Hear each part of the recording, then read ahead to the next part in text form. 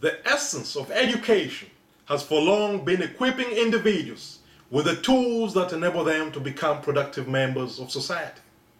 Policymakers in Africa face a critical dilemma in devising sound education reform strategies that would empower the people and enable African nations to become economically competitive in the 21st century. While attending school in Uganda, it was always emphasized to us that education was the key to success. Education, we're told, was the ladder from which a peasant could climb from the valley of rags to the peak of prosperity and riches. This message was echoed in every aspect of the African education experience, from the names of our schools, to the mission statements, to the school mottos, and even the words in every school anthem that rhythmically slide off the tongues of every student during concerts and school assemblies. To many in Africa, education means hope for the future. And this hope is the pillar from which we all have our dreams. Dreams of getting a good education, dreams of going to the best universities, dreams of acquiring a degree, dreams of getting a decent job, and dreams of turning poverty into prosperity. In the words of Frederick Douglass, education means emancipation. It means life and liberty. It means the uplifting of the soul of man into the glorious light of truth, the light by which men and women can only be made free. Education in African society has evolved over the years. Traditional African education had several features. It was informal. It emphasized the importance of community and collective responsibility. It focused on the needs of society. It centered around culture. Gender roles and expectations were the foundation of instruction. Learning was through observation, imitation, and participation. Education was manifested through traditional music, dance, customs, and taboos. Another key feature was that wisdom was tied to seniority, with elders acting as instructors and oases of knowledge. Following independence, most African nations adopted the education systems of their colonial masters. Uganda, for instance, inherited the British education system. The global movement, likewise, branded education as the key to unlock Africa from the cages of poverty. The importance of education was in fact highlighted in the Millennium Development Goals agreed upon by the United Nations. The second of 8 goals was to ensure that by 2015, children everywhere, boys and girls alike, will be able to complete a full course of primary schooling.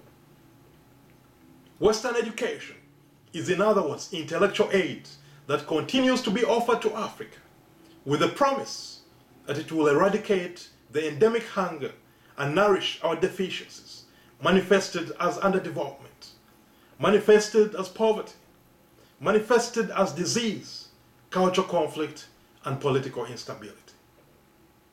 A significant amount of resources have been invested in education by governments, NGOs, and other institutions. An average of 5% of gross domestic product is spent on education in sub-Saharan Africa today. In Uganda, we currently spend about 6% of our GDP on education. As a result, we have witnessed a dramatic growth in primary school enrollment, a 50% surge in sub-Saharan Africa alone since the year 2000. However, the fundamental goals and promises of this major investment have not materialized. If you go to Uganda today, only 1 in 10 primary 3 students can read and understand an English story text of primary 2 level difficult. Only 3 out of 10 students in primary 3 can solve numerical written division sums of primary 2 level difficulty correctly. If you go over to Tanzania, only 3 in 10 standard 3 pupils can read a standard 2 level Kiswahili story. Similar trends can be seen in other African countries at all levels in the education cycle. Many students are going to school and leaving without getting an education. In Africa today, over 300 million, or 1 in 2 people in sub-Saharan Africa, live on less than $1 a day. 190 million people, which is 30% of Africa's population, suffer from malnutrition. Africa is home to 32 of the 40 heavily indebted poor countries in the world. HIV or AIDS is ravaging communities. Unemployment continues to rise, and food shortages leave many starving to death.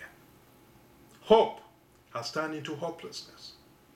And in the face of such sobering circumstances, the people are asking that what happened to the promise that if we get educated, we'll have an abundance of jobs. That if we get educated, we'll rebuild our nations. That if we get educated, we'll climb out of poverty. That if we get educated, we'll have the tools to compete in the modern economy. What happened to that promise? There is an old saying that if the only problem you have is a money problem, then you don't have any problems. The core issue responsible for the failure of Africa's education system to produce results is not money or resources. It is rather a structural and systemic problem rooted in the lack of relevant education, manifested by the loss of the African state of mind. As Steve Biko reminds us, a people without a positive history are like a car without an engine. They cannot move. That a people without a positive history are like a car without an engine. They cannot move. The current reform model, including the United Nations Millennium Development Goals, focus entirely on what I call Category 1 challenges that include lack of access to education, poor or inadequate facilities, gender inequality, and the widening teacher-to-student ratio. What they ignore are the Category 2 challenges, which are hurting our society the most. These are the missing parts to the engine and the main reason why we can't move forward as a society. When we take time to troubleshoot our current education system, it becomes evident that there's a widening disconnect between the schools and local communities. Students are often enclosed in gated boarding school communities and are completely cut off from the local surroundings.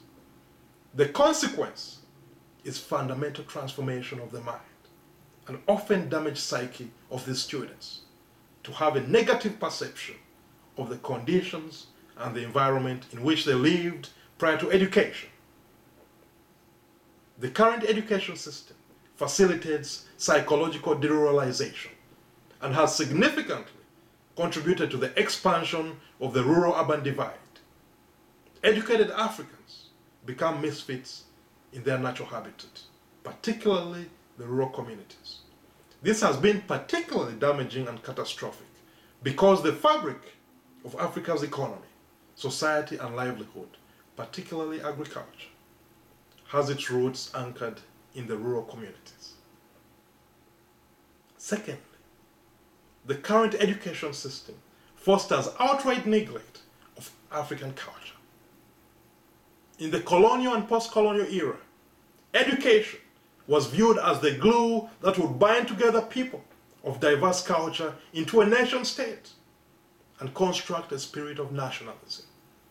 The idea was to diminish identity politics, and schools were an ideal setting to accomplish this mission.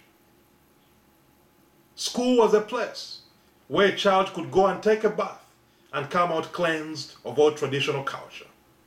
In fact, students are punished for speaking their native languages in some of the schools. Such ill-advised and toxic policies have created a generation of Africans that can neither speak their native languages nor understand their culture, environment, and traditions. This often results into Africans losing self-respect, lacking a reference platform, and drowning in an identity crisis. Thirdly, the curriculum of the current education system is irrelevant and doesn't face up to the needs and challenges facing our communities. African nations are still highly dependent on the informal sector, yet the education system is mostly focused on the formal sector. Standardized exams are offered to determine our mastery of European and American history, geography, literature, and agriculture. Students become experts on Western knowledge but remain ignorant about African society. We speak English, French, and Portuguese, but can't fluently speak our native languages.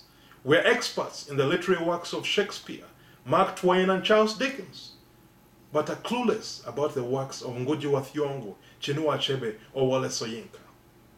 We're experts in the global and stock markets, but are incapable of managing our local markets and economies. We are knowledgeable about modern farming in the West, but can't even irrigate our lands to overcome droughts that leave millions hungry, malnourished, and others starving to death. We are like parasites that have failed to adapt to the host. And our education system has inevitably become a production line for experts, more adapted and equipped to search for employment and greener pastures in the Western world. Intellectual capital flight, commonly referred to as brain drain, is the outcome of an education system that has failed to train students to become successful in their natural habitat. We are at a crossroads, and the time is now to re-examine the current education system and change course with sound solutions. The challenges of access to education, gender inequality, and poor facilities are still real and need to be addressed. However, we shouldn't be short-sighted in our policy approach. It is imperative that we start to seriously focus on solving the systemic problems, the lack of relevant education. Our students have been provided with the seeds of education for decades without consideration of the unique circumstances and needs on the ground. If, for instance, a good farmer were planting seeds, they would first analyze the quality of soils, the fertility, moisture content, climatic conditions, and other barriers that could impede successful germination and maturity of the crop towards the stage of bearing fruit.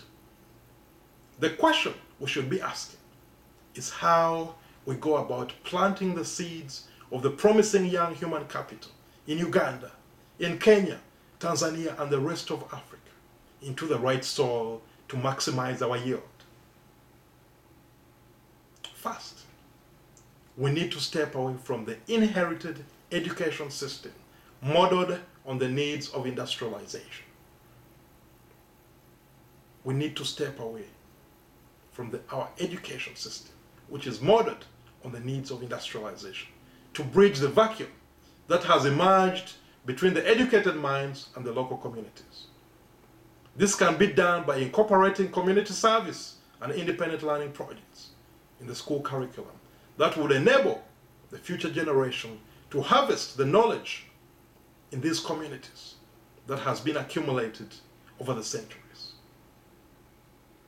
It is also critical that we diminish the inferiority complex by creating a new relevant curriculum that integrates the core values and strength of African society and the demands of the modern world.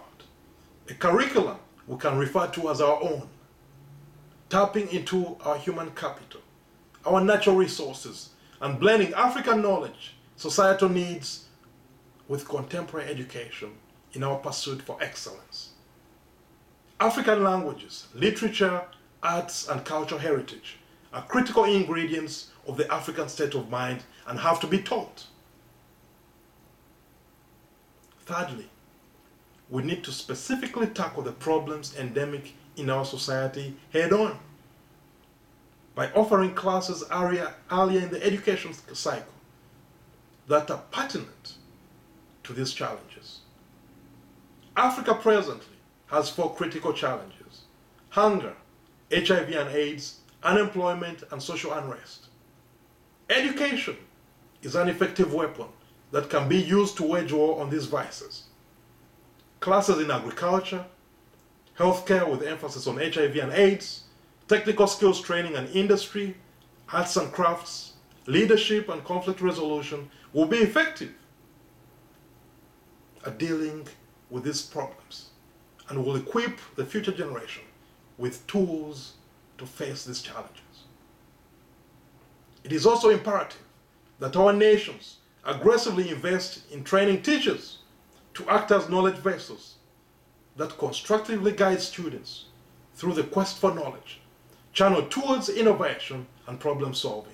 Teachers who would pioneer the paradigm shift from direct instruction, recitation, and memorizing facts towards engaging students, implementing activities, encouraging creativity, problem solving, and critical thinking.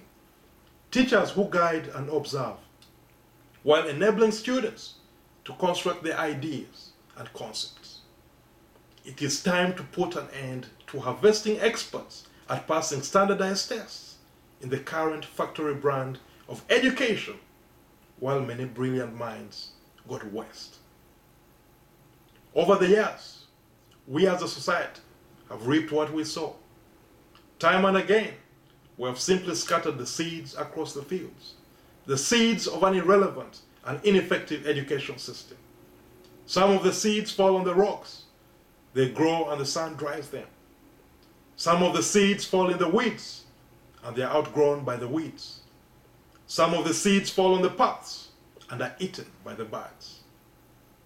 And the few that fall on rich soil grow well and produce good fruit. Relevant education is the rich soil in which we should be sowing all our seeds. It's the one and only choice we have that would offer our nation and our continent a big harvest and a sustainable future.